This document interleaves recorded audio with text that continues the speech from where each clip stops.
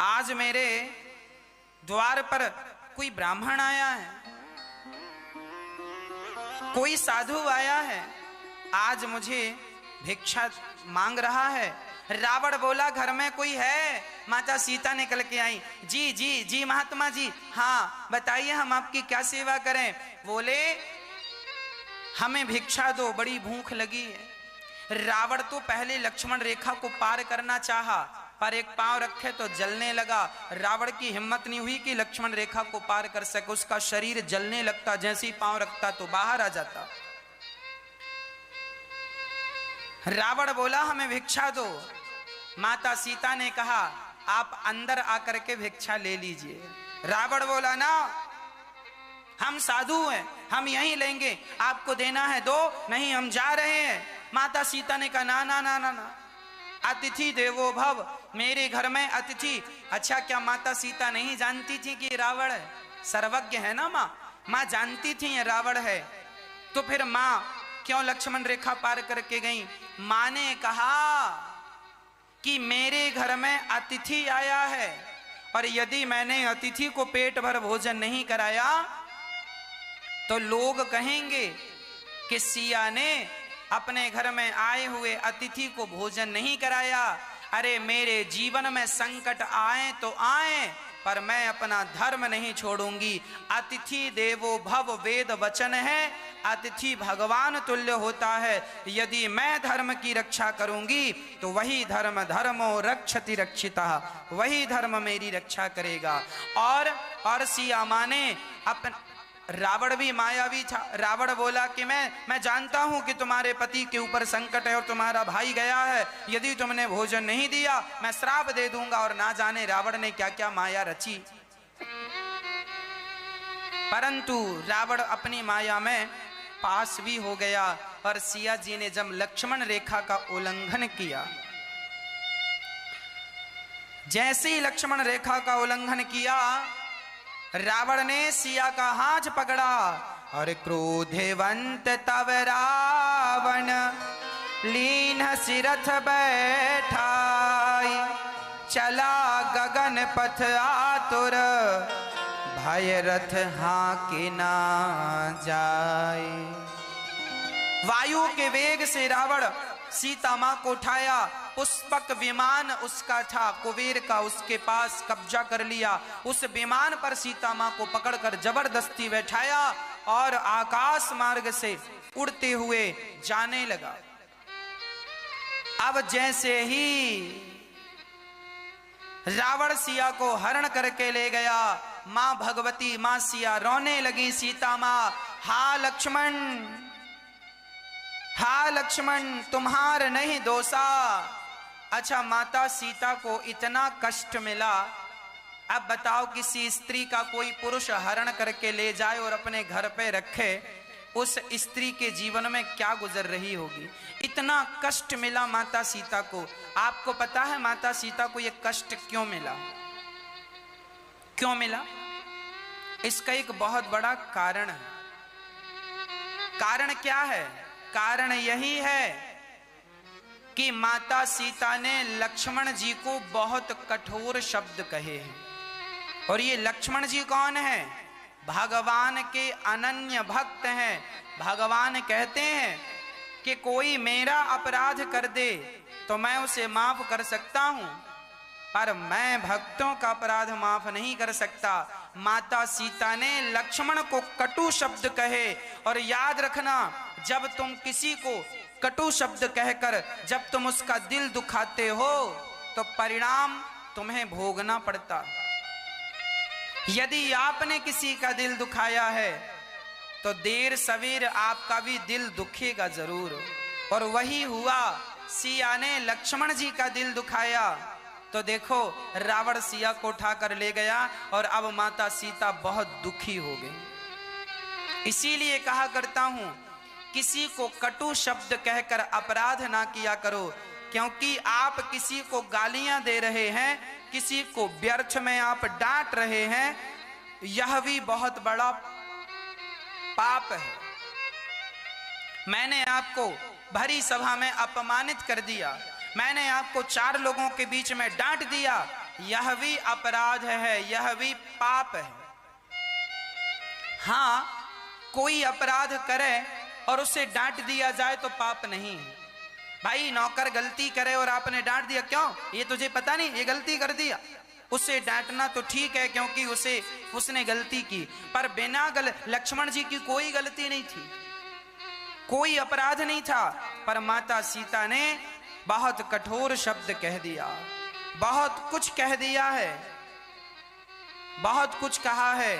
और जब भक्तों का अपराध होता है ना तो भगवान उसे क्षमा नहीं करते। माता सीता को जो दंड मिला ये भक्तों के अपराध का दंड है।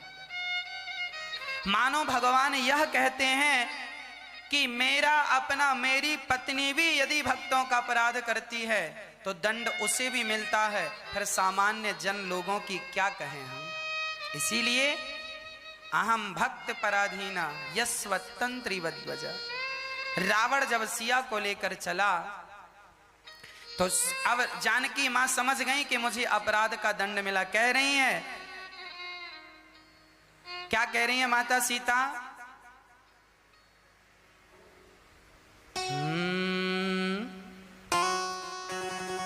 हा लक्ष्मण तुम्हारे नहीं दोषा, सो फल पायऊं कीन्हूं रोषा। ये बात स्वयं माता सीता कह रही हैं कि मैंने तुम पर गुस्सा किया, उसी का ये दंड मुझे मिल रहा है। ये माता सीता कह रही हैं चौपाई पर। विपत्ति मोरी को प्रभाहो सुनावा, पुरोड़ा सचा रासभ खावा, सीता के विलाप सुनि भारी, भय चराचर जीव दुखारी।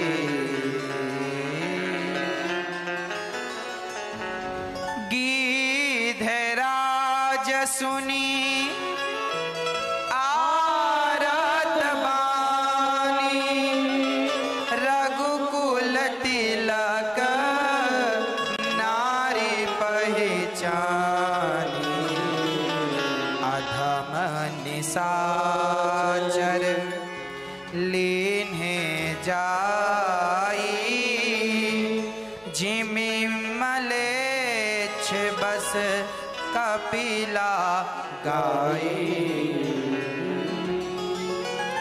सीता मां का दुख देखकर सब दुखी हो गए। जब सीता ने कहा, हा लक्ष्मण, हा रघुनंदन, मेरी रक्षा करो, ये दुष्ट मुझे उठा कर लिए जा रहा है। जब माँ जानकी रोने लगी तो माँ का दर्द, माँ का रोना सुनकर ना सारे जीव चराचर, वहां जीव जितने हिरन थे, चिड़ियां थी, सब रोने लगे माँ का दुख देखकर। माँ सीता के दुख को देखकर दुखी सब हो गए, पर हाथ किसी ने आगे नहीं बढ़ाए माँ सीता की रक्षा के लिए। एक व्यक्ति था जिसने अपने हाथ बढ़ाए और उनका नाम था गीधराज सुनी आरत बानी। जब गीधराज जटायु ने माता सीता की आर्त दुखी भरी वाणी बोली सुनी तो जटायु तुरंत अपने पंखों को सवारते हैं और दौड़ पड़ते हैं और रावण के सामने जाकर खड़े हो जाते हैं और कहते हैं, रे रे दुष्ट ठाण किन होई, निर्भय चल से न जाने मोही। अरे दुष्ट रावण, जटायु जी पक्षी होकर देखिए माता सीता की रक्षा के लिए रावण से पंगा लेते हैं। रे रे दुष्ट ठाण किन होई, खड़ा हो जा, तूने मेरी मां को यदि हाथ लगाया, यदि सीता बेटी को तूने हाथ लगाया छोड़ूंगा नहीं। और एक पंख का प्रहार किया, एक पंख का प्रहार किया जोर से, रावण विमान से नीचे आकर गिर गया। जटायु जी चाहते तो रावण की आंखें अपनी चोंच से फोड़ सकते थे, क्योंकि मूर्छित पड़ा। पर भारत का पक्षी है ना, वो भी धर्म जानता है। निहत्थे व्यक्ति पर वार ना करना ही धर्म है। निहत्थे व्यक्ति पर वार ना करना ही धर्म है। हमारे तो भारत का पक्षी भी धर्म को जानता है। अब रावण ने संभल करके फिर युद्ध स्टार्ट किया, और संभल करके रावण ने कृपाण निकाली, और युद्ध करते समय उसने जटायु के पंख काट दिए। घोर युद्ध हुआ। रावण को नानी याद आ गई। जटायु ने ऐसी मार लगाई और कहा, बेटी चिंता ना करो, तुम्हारा बूढ़ा पिता भी जिंदा। जब तक मैं जिंदा हूं तुम्हारे जीवन में संकट नहीं आ सकता। रावण ने पंख काटा। जटायु राम राम राम कहते हुए जमीन पर गिर पड़े, और जैसे ही जमीन पर गिरे जटायु राम राम कह रहे हैं, राम राम जप रहे हैं। और यहां जब राम जी लक्ष्मण जी दोनों मिले, राम जी मृग को मार करके लौटे तो लक्ष्मण जी मिले। लक्ष्मण जी से कहा, तुम यहाँ क्या कर रहे हो, वहां सीता के पास कौन है? बोले कोई नहीं। तुरंत दौड़ कर आए, देखा कुटिया खाली थी। समझ गए राम जी कोई अनहोनी हो गई है। चारों तरफ राम जी सिया को ढूंढ रहे हैं। हे खग मृग हे मधुकर श्रेणी, तुम देखी सीता मृग नयनी, खंजन सुख कपोत मृग मीना, मधुप निकर को किला प्रवीणा। राम जी पूछ रहे हैं, हे खग हेम। राम जी भी बड़े व्याकुल हैं। सीता सीता कहाँ हो? चारों तरफ राम जी यहाँ वहाँ ढूंढ रहे हैं। राम जी को देखकर लक्ष्मण जी रो रहे हैं कि सिया के बिना राम जी की हालत कैसी है। जैसे एक मछली पानी के बिना तड़पती है, ऐसे राम सीता के बिना तड़प रहे हैं। कहाँ हो सीता, कहाँ हो सीता? ढूंढते ढूंढते जब आगे दक्षिण दिशा की ओर चले तो वहां रास्ते से एक आवाज आ रही थी, राम राम। राम जी ने ध्यान से सुना, कोई पुकार रहा है। पास में जाकर देखा तो वहां जटायु जी थे। राम जी ने तुरंत जटायु जी को अपनी गोद में लिया और कहा, आपकी ये हालत किसने की? तब जटायु जी ने कहा, नाथ दशानन यह गति कीन्ही, तेहि खल जनक सुता हर लीन्ही, ले दक्षिण दिशि गयाऊं गोसाई, बेलपति अति कुररी की नाई। रो रही हैं सीता। दक्षिण दिशा की तरफ रावण सीता को लेकर गया है। प्रभु मैं अभागा हूं, मैं सिया की रक्षा ना कर सका। ये कहकर जटायु जी बड़े दुखी हो गए। राम जी ने तुरंत जटायु को अपने हृदय से लगाया और राम जी ने कहा, जटायु जी आप कहें तो मैं आपके पंख ज्यों की त्यों वापस कर सकता हूं। राम जी भगवान है ना, मुर्दे को भी जिंदा करने की सामर्थ्यता है। जटायु से कह रहे हैं, क्या मैं तुम्हारे पंख ज्यों की त्यों जोड़ दूं, जस का तस कर दूं? तब जटायु ने कहा, जाकर नाम मरते मुख आवा, अधम मुकुत होई श्रुति गावा। हे नाथ, जिसका नाम मरते समय प्राणी के मुख से निकल जाए तो उसकी सदगति हो जाती है, ऐसे राम सामने खड़े हैं, अब जिंदा रहकर क्या करूंगा? जटायु ने कहा, राम अब तो मरने दीजिए। जटायु ने कहा कि प्रभु अब मुझे मरने दीजिए। किसी ने जटायु से कहा, क्यों जटायु, क्या तुम्हें पता नहीं था कि रावण से पंगा लोगे तो परिणाम यही होगा?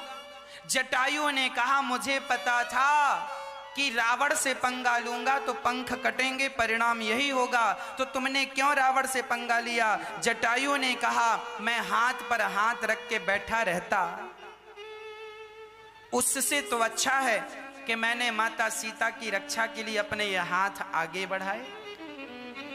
और जब जटायु ने माता सीता की रक्षा के लिए अपने हाथ आगे बढ़ाए तो जटायु को राम के पास नहीं जाना पड़ा, बल्कि राम स्वयं चल करके जटायु के पास आए। जटायु के पास आए, किसी ने जटायु से कहा, अब तो तुम्हारे पंख नहीं है, तुम राम के पास कैसे जाओगे? जटायु ने कहा, पंख थे तो जिम्मेदारी मेरी थी राम के पास जाने की, अब तो पंख नहीं, अब तो जिम्मेदारी राम की है मेरे पास आने की। और वो जिम्मेदारी राम जी ने निभाई। जटायु ने कहा, अविरल भगति मांगी बर, गीध गयऊं हरिधाम, तेहि की क्रिया यथोचित, निज कर कीन्ही राम। राम जी ने जटायु का अंतिम संस्कार किया और वही गति दी जो गति पिता दशरथ जी की हुई। राम जी ने जटायु से कहा था कि आप पिताजी को ये मत कहना कि रावण ने सिया को चोरी की है। तो जटायु ने कहा, फिर कौन कहेगा? बोले, रावण का खुद परिवार कहेगा कि मैंने अपराध किया था तो उसका दंड मुझे मिल गया। आप पिता को ना कहना। नहीं तो देखिए राम जी को अपने स्वर्गीय पिताजी की कितनी चिंता है कि उनको दुख होगा कि रावण ने सिया को चुराया, इसीलिए कहना मत। अच्छा, जटायु की कथा, जटायु की सदगति हुई। इस कथा से हमने यह सीखा कि जटायु ने एक रोती हुई स्त्री की रक्षा की, एक रोती हुई स्त्री के लिए अपने हाथ आगे बढ़ाए। और जटायु ने एक रोती हुई स्त्री के लिए हाथ आगे बढ़ाकर उनकी रक्षा के लिए अपने प्राणों को न्यौछावर कर दिया। यही धर्म है, हम दूसरों के लिए अपने प्राणों का बलिदान दे दें। अरे समाज के आंसू पहुंचते पहुंचते मर जाना ही धर्म है, यही मनुष्य जन्म की सार्थकता है। अपनों के लिए जीना तो पशु पक्षी भी जानते हैं, पर सभी में बांट कर खाए उसे इंसान कहते हैं। पराया दर्द अपनाए उसे इंसान कहते हैं। इंसान वही है जो पराया दर्द जानता हो, पराया दर्द अपनाता हो। इसीलिए आपसे मेरी सिर्फ यही प्रार्थना है कि आप भी उन माँओं का दर्द जरूर समझिएगा, जैसे जटायु ने रोती हुई माता सीता का दर्द समझा। भले उसके पंख कट गए पर रक्षा के लिए आगे कदम तो बढ़ाया। उसी तरह जो माएँ घर से ठुकराई जाती हैं, घर से निकाली जाती हैं, जो बच्चे आज अपनी माँ को दुत्कार देते हैं, घर से निकाल देते हैं, ऐसी बूढ़ी माताएं जब गौरी गोपाल वृद्धाश्रम में आती हैं तो हमारी और आपकी जिम्मेदारी होती है कि हम इन सभी माँओं की सेवा करें। हम सभी इन माँओं की सेवा करके अपना पुत्र धर्म निभाएं। यहाँ गौरी गोपाल वृद्धाश्रम में वो माताएं रहती हैं जिनके अपने बच्चों ने घर से निकाल दिया है।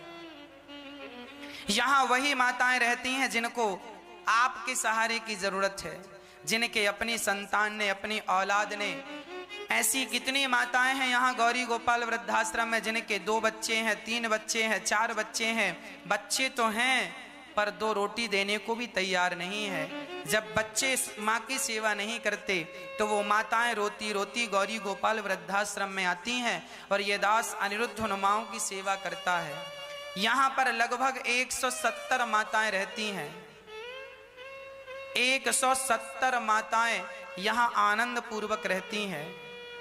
और आप सभी किसी एक माँ का सहारा जब बन जाते हैं, आप जब किसी एक माँ को गोद लेते हैं तो बहुत सहयोग हो जाता है, बहुत शांति मिलती है कि चलो इस कार्य से आप भी जुड़े हैं। जैसे जटायु ने माँ की सेवा के लिए अपने हाथ आगे बढ़ाए, आपसे प्रार्थना है आप भी जटायु बन करके इन माँओं के लिए, इनके आंसू पहुँचने के लिए अपने ये हाथ जरूर आगे बढ़ाइएगा। यहाँ आप जैसे बेटों की इन माँओं को ज़रूरत है। उन बेटों ने तो घर से निकाल दिया है, अब आप ही वो बेटे हैं जो इन माँओं को अपने बढ़े हुए हाथ से थामेंगे और आप इन माँओं की सेवा करेंगे।